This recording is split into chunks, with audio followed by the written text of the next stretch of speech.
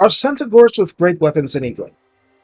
So, I may have mentioned that original Centigors do poor armor-piercing damage and struggle against armored opponents, which creates real problems for them unless they're doing your usual light cavalry things.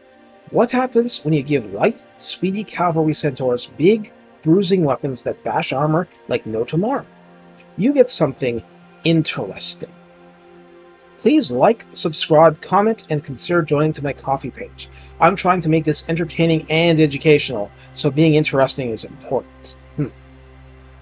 First things first, these ones do not have shields. Too bad, so sad. The Great Weapons variant have more in common with the basic Centigors than the Throwing Axes missile variant, but the key features are the same HP at 6720 on Ultra, same leadership of 60, same speed of 84, which is darn fast, melee attack of 22, and this is a downgrade. Attack interval of 4.6, which is a cavalry standard and not explicitly bad. Melee defense of 22, which is kind of bad. Charge bonus of 42, like the original version, to get it out of the way. And weapon strength of 34 with 7 base and 27 armor piercing, which is a lot less base and a heck of a lot more armor piercing. Mass is 950, the same, and the same basic features are all here, such as Woodsman, Hide in Forest, Vanguard Deployment, Primal Fury to add 5 to your melee attack, plus 10% speed and charge bonus, and Rowdy for plus 4 leadership and Perfect Vigor, which is still just as good. The key thing to remember here is that a charge bonus increases your 2 kinds of weapon damage strength in the same proportion as originally existed, where the base Centigors can never become good at dealing with beefier infantry no matter how fast they charge or how high their bonus is, only less awful. The Great Weapons become a legitimate threat as shock cavalry. I mean, sure, they're squishy. That hasn't changed and in fact is even more true in a prolonged melee, but the Great Weapons version is formidable against a wider array of man-sized foes. I say man-sized for good reason. There's no bonus versus large to help against cavalry, and nor can you depend on especially good bonuses in a prolonged fight to chew apart enemy cavalry either.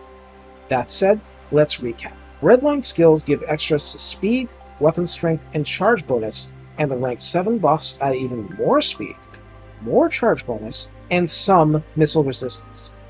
Techs give even more charge bonus on top of that, plus some melee attack and defense boosting.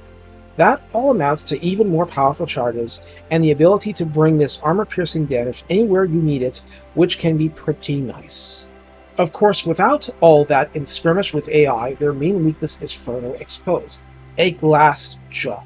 No matter how much this unit gives you offensive punch as shock cavalry, the stay-and-fight potential is eternally poor. But that shock potential being armor-piercing makes this so much more effective against many targets.